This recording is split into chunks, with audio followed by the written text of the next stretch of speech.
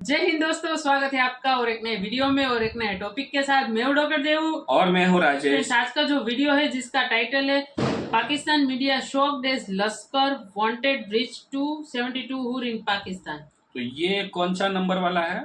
ये 13 नंबर हाँ, वाला। 13 नंबर हो चुके हैं। इसके 2 दिन पहले के वीडियो में हमने जो किया था उसमें टोटल ऑफ नंबर हुआ था 12। ये 12 जिहादी को 72 हुरों के पास पहुंचा दिया था। अब ये 13वें नंबर का है, क्योंकि पाकिस्तान में और भी होने वाला है। वो मैं आपको वीडियो के एंड में जरूर आपके साथ डिस्कस करूंगा। तो वीडियो को दोस्तों लास्ट तक जरूर देखो, क्योंकि आप वीडियो को कम मतलब आधा भी नहीं देखते हो और फिर कमेंट करते हो तो उसका आंसर देना हमारे लिए भी पॉसिबिलिटी नहीं बनती है, क्योंकि हमें भी आपको कहना पड़ता है कि भाई आप पहले पूरी वीडियो देखिए फिर आपको कुछ अच्छा कुछ भी हो। हमें देखो, कोई भी आप कमेंट करते हो उस कमेंट से कोई एतराज़ नहीं है। आप कमेंट 100% ज़रूर कीजिए, उससे हम मोटिवेट और होते हैं। हमारी कुछ गलती होती है, उस गलती को हम एक्सेप्ट करते हैं ताकि दूसरे वीडियो में वो गलती दोबारा ना की जाए और आपके लिए आपके रिक्वायरमेंट के हिसाब से पाकिस्तान के रिलेटेड वीडियो हम लाते रहे। तो दोस्तों हम चाहते हैं कि इस चैनल पे हम जो है पाकिस्तान के लिए वीडियो लाते ही लाते साथ में और भी वीडियो लाया जाए। तो आप हमें प्लीज़ कमेंट में सजेस्ट कीजिए। उसके अलावा हमारा मेल आईडी भी आपको डिस्क्रिप्शन में मिल जाएगा, उसमें जाके मेल ज़रूर कीजिए कि आप कौन सा वीडियो जो है वो एज ए रिएक्ट करवाना या तो आप पसंद करते हो देखना, वो आप हमें ज़रूर आपके कमेंट्स के थ्रू या तो फिर मेल के थ्रू ज़रूर बताइएगा। वीडियो अच्छी लगे तो लाइक शेयर ज़रूर से कीजिएगा। पहली बार चैनल पे आए हो और सब्सक्राइब ना किया तो सब्सक्राइब जरूर से कर दीजिएगा। चलिए दोस्तों पहले वीडियो स्टार्ट करते हैं। लश्कर के एक आतंकी की पाकिस्तान में गोली मारकर हत्या कर दी गई है। खबर है कि पाकिस्तान के बाजौर इलाके में अकरम गाजी की गोली मारकर हत्या कर दी गई। कहा यह जाता है कि इंडिया की जो इंटेलिजेंस फोर्सेस हैं वो पाकिस्तान के अंदर जुमातुद दावा के लोगों को मरवा रही हैं। ये पाकिस्तान में दहशतगर्दी के वाकयात क्यों शुरू होते हैं और उसमें पाकिस्तान में भी उनसे रिलेटेड कुछ लोग हैं। वो कहते हैं कि जनाब जो इंडिया है, जो कि जिसको हमारी सिक्योरिटी एजेंसीज कहती हैं, सिक्योरिटी फोर्सेस कहती हैं कि तमाम सिग्नेचर हमें मिल रहे हैं, तमाम बंदा आया और उन्होंने इनको मार दिया। आपको लगता है कि ये इनकी जाती दुश्मनी है? आपको लगता है इसको इसमें इंडिया की डीप स्टेट इन्वॉल्व है? वो यही तकियानूसी इस्तेमाल जो चीजें कई सालों से होती रही हैं आतंकवाद को शह देते रहेंगे। बहुत से लोगों का ये भी कहना है, बल्कि बहुत से नहीं लेकिन कुछ लोगों का ये भी कहना है कि इस किस्म के हादसे या इस किस्म की चीजें, उस किस्म की हरकतें करते हैं उनको टारगेट किया जा सकता है। इंटरनेशनल मीडिया देखें तो वो कहता है जी former anti India militant killed in Pakistan controlled Kashmir. अगर पाकिस्तान का मीडिया देखें तो वो कहते हैं जी एक्स जमातुद दावा man shot dead in Kashmir. What do you make of that? ये बड़ा अलार्मिंग ट्रेंड है पाकिस्तान के हवाले से। अगर बात की जाए पाकिस्तान की सिक्योरिटी एजेंसीज को इसका नोट भी लेना चाहिए। और यूएई और बहुत सारे मुल्क शायद हमें कह रहे हैं कि आप इंडिया से नॉर्मलाइजेशन करें। ये इंडिया की जो इंटेलिजेंस एजेंसीज है ये पाकिस्तान में ऑपरेट कैसे करती हैं? फॉर एग्जांपल अब ये जो शख्स है, अब इसको कोई पाकिस्तानी मार के गया होगा ना।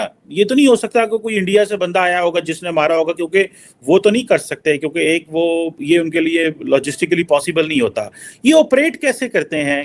जय हिंद दोस्तों लश्कर का एक और कमांडर, पूर्व कमांडर लश्कर का पाकिस्तान में ढेर हो गया है।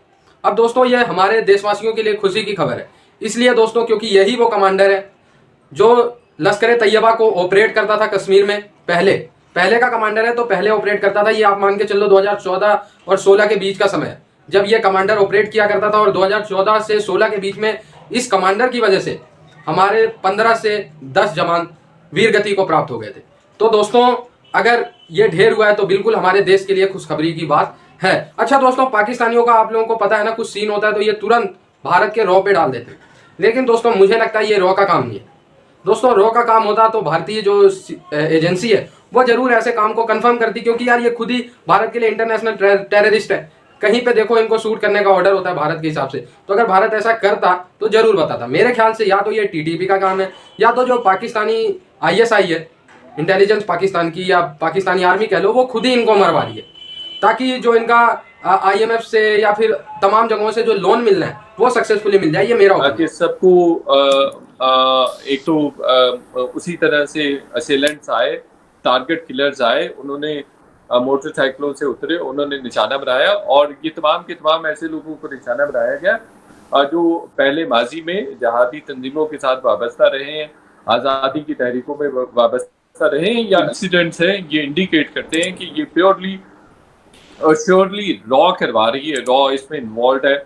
और ये बड़ा अलार्मिंग ट्रेंड है, और ये ट्रेंड हमें अदरवाइज भी इंटरनेशनल मीडिया में भी और इंटरनेशनल एरिना में भी देखने में मिलता है। ऑपरेट कैसे करते हैं? और हमारी तो ये बहुत बड़ी, आपने बिल्कुल सही कहा कि ये वो मिलिटेंट हैं जो माजी में जहादी थे लेकिन मेन स्ट्रीम हो चुके हैं, और वो कहते हैं कि अब हमारा इन चीज़ों से कोई ताल्लुक नहीं है।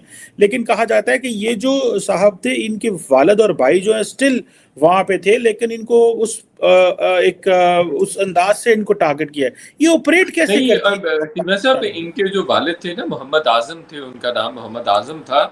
इनको भी इंडियन फोर्सेस ने मार दिया था और ये जवाब दिया था। उनको भी टारगेट किलिंग तो नहीं उस तरह से की गई थी, उनको इंडियन फोर्सेस ने मारा था और मकबूजा कश्मीर में मारा था, और ये जवाब दिया गया था कि इन्होंने आगे से रेजिस्ट किया है, हम कोई चेकिंग वगैरह करना चाह रहे थे, और फिर इनको वहाँ पे मार दिया गया था। अंपल कि अब हम पे मुख्तलिफ ममालिक की जानिब से ये प्रेशर भी डाला जा रहा है कि आप नॉर्मलाइजेशन की तरफ बढ़ें, इंडिया के साथ ताल्लुकात अच्छे करें। मैं भी इस बात का हामी हूँ कि इंडिया के साथ हमें तिजारत करनी चाहिए, ताल्लुकात बेहतर करने चाहिए।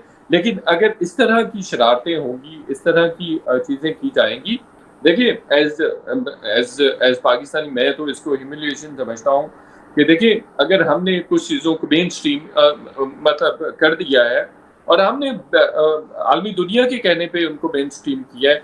अबू कासिम कश्मीरी वो उस्ताद थे, सैयद खालिद रजा वो फलाही जो सरगर्मियाँ उस पर हिस्सा ले रहे थे, इसी तरह से बशीर अहमद पीर भी उस्ताद थे, मदरसे में तालीम दे रहे थे। तो हमने अगर इन लोगों को मेन स्ट्रीम कर दिया है और आलमी दुनिया के कहने पर मेन स्ट्रीम किया है, तो फिर इनको टारगेट करने का कोई जवाब नहीं बनता। दैट मीन्स के इंडिया बसलसल शरारत कर रहा है, शरंगेजी कर रहा है और अपनी शरारत से बात नहीं आ रहा है। तो डेफिनेटली अगर वो इस तरह से करेंगे तो रेसिप्रोकली हमें भी, हमारी भी एजेंसीज को कुछ ना कुछ करना पड़ेगा। और या मतलब ये तो ऐसे ही है कि वो ज़रूर रेसिप्रोकेट किया जाता है इस तरह के इंसिडेंट्स में। तो इंडिया को थोड़ी अकल से काम लेना चाहिए। और ये तो बहुत विविड है, बहुत क्लियर है कि इसके पीछे अजीत डोवल है, क्योंकि अजीत डोवल को ये टास्क दिया गया है। वो टास्क हुए कि उन्होंने तमाम जो सेपरेटिस्ट हैं और ये जो जहादी लीडर्स हैं उनको उन्होंने एलिमिनेट करना है। तो ये ट्रेंड बड़ा फास्ट है मैं समझता हूँ, और इससे कुछ निकलेगा नहीं। और पाकिस्तान के एंड पे हमें इंटेलिजेंस जो चेक्स हैं उनको भी बढ़ाना चाहिए कि देखिए वो हमारी शहरी है, हमारे शहर में रह रहे हैं, हमारे शहरों में रह रहे हैं, और वो आज से नहीं आए हुए कोई 90s से, जैसे अबू कासिम कश्मीरी हैं, वो 90 से जो मकबूजा कश्मीर है वहाँ से हिजरत करके पाकिस्तानी कश्मीर में आए हुए हैं। पाकिस्तान में जो हमले हैं वो प्लान किस तरह हो रहे हैं, उसे फाइनेंस कौन कर रहा है, प्लानिंग कहाँ पे बैठ के हो रही है, आइए देखते हैं। Former Indian ambassador and an Indian army general visited Baloch militant training camp in Haji Gak area in Afghanistan. India paid $30 million to establish a camp in area of Sarhad Lawa, Kandahar for dissidents of Balochistan. जी नाज़रीन, $30 million ये बाकायदा खर्च किए जा रहे थे। और जब आप ये देखते हैं कि नोशकी में और पंजगोर में जिस तरह से हमला हुआ, और कम से कम अगर नंबर जो कि मैंने आप सिर्फ ISPR के प्रेस ऑफिशियल फिगर्स पे जाएं, 2 दर्जन के करीब आपको नंबर मिलता है। और DG ISPR कहे 150 को वहाँ पे ट्रेनिंग दी जा रही थी। तो 150 लोगों को अगर ट्रेनिंग दी जा रही है $30 मिलियन, तो यकीनन इसके पीछे एक स्टेट स्पॉन्सर ऑफ टेररिज्म है। और ये कोई कहानी नई नहीं बनी है, ये कहानी पुरानी है। बाकायदा तौर पे इसकी प्लानिंग हुई। इंडिया के डॉक्ट्राइन में, मोदी डॉक्ट्राइन का ये हिस्सा है कि पाकिस्तान में और ख़ास तौर पे बलूचिस्तान में क्या करना है। इस हवाले से Indian national security adviser Ajit Doval क्या कह चुके हैं, आइए देखते हैं। Pakistan's vulnerability is many times higher than of India. Once they know that India has shifted its gear from the defensive mode to defensive offense, they will find that it is unaffordable for them. You can do one Mumbai, you may lose Balochistan. तो पाकिस्तान के लिए ये एक तरह से challenge भी है, और डेफिनेटली पाकिस्तानी एजेंसी और पाकिस्तानी हुकूमत इस तरह नोटिस लेगी भी सही और लेना भी चाहिए। और मैं समझता हूँ कि ये खित्ते के अमन के लिए बड़ा ख़तरनाक है। हमारे दोस्त ममालिक, अरब ममालिक हमें कह रहे हैं कि इंडिया के साथ आप ताल्लुकात को बेहतर करें, इंडिया के साथ कश्मीर के अलावा जो दीगर इशूज़ हैं उस पर बात करें, तिजारत को फ़रोग़ दें और डिफरेंट एस्टिमेट्स भी हमारे साथ शेयर किए जा रहे हैं। बल्कि अरब ममालिक तो ये तक भी कह रहे हैं कि भाई हम आपके साथ सरमायाकारी इसी सूरत में करेंगे जब आप इंडिया के साथ ताल्लुकात को बेहतर करेंगे। यही स्टोरी मैं 2015 अगस्त 2020 में कर चुका हूँ अपने शो में। न्यूज़ 1 पे मेरा शो था, 15 अगस्त 2020 का शो है, जिसमें मैंने बताया था सऊदी अरेबिया और यूएई वगैरह कह रहे हैं कि भाई आप कश्मीर को एक साइड पे रखते हैं और आप इंडिया के साथ ट्रेड को फ़रोग़ दें। तो दोस्तों इस न्यूज़ को भारतीय मीडिया थैंक यू दोस्तों वीडियो को यहाँ तक देखने के लिए। और ये जो बंदा था ये लश्कर तैयबा का, ये समझ सकते हो, और उसका मतलब राइट हैंड समझ लो, लेफ्ट हैंड समझ लो, कोई भी हैंड समझ लो, आगे पीछे, हाँ वो वाला बंदा। तो दोस्तों आपको, यदि आप हमारे रेगुलर व्यूअर है तो आपको पता होगा कि मैंने करीबन जब ये फर्स्ट कांड हुआ था कि करीबन 2 बंदे को एक ही साथ उड़ा दिए थे अज्ञात हमलावरों ने। बाइक पे आते हैं और बाइक पे उठा के ले जाते हैं, फिर उसका जो कांड होता है वो कर देते हैं, किसी को तुरंत ही। हाँ, 72 रुपए। तो उस समय मैंने बात की थी, ये जो पाकिस्तान ये अभी जो बात कर रहा है इसमें बीच में रोका भी नाम लेते हैं, हमारे प्रिय प्राइम मिनिस्टर नरेंद्र मोदी जी का नाम लेते हैं, उसके अलावा अमेरिका और इंडिया की दोनों की मिली भगत है ऐसा भी बोलते हैं। तो उसका मैंने आपको आंसर दिया था, ये सब कुछ बकवास है। ये लोगों सिर्फ और सिर्फ जो है उसके आवाम को है मतलब उसका जो नज़रिया है वो चेंज करवाना चाहती है, इसलिए भारत का नाम लिया जा रहा है।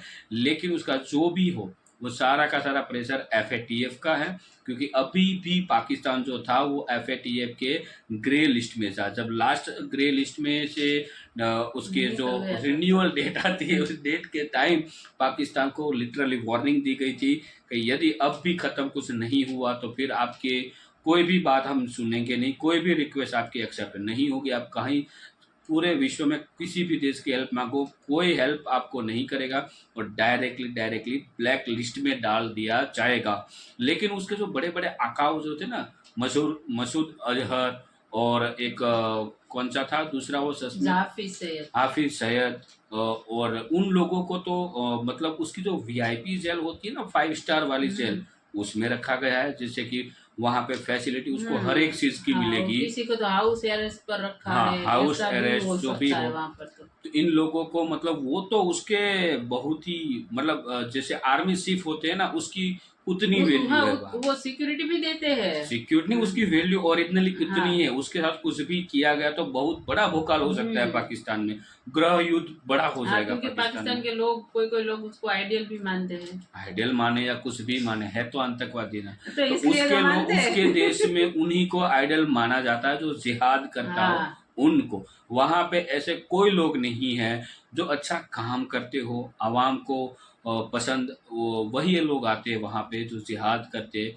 लेकिन आवाम को वो लोग पसंद नहीं आएंगे जो सोसाइटी के लिए अच्छा। डेवलपमेंट की बात करें, एजुकेशन की बात करें, उसको तो एजुकेशन तो फिक्स है वहाँ पे। हाँ, उसको तो सब जिहाद है, मतलब वो हिंद मतलब गजवा हिंद वो वाली जम्मू कश्मीर ले आएंगे, ऐसा सब बोल दो।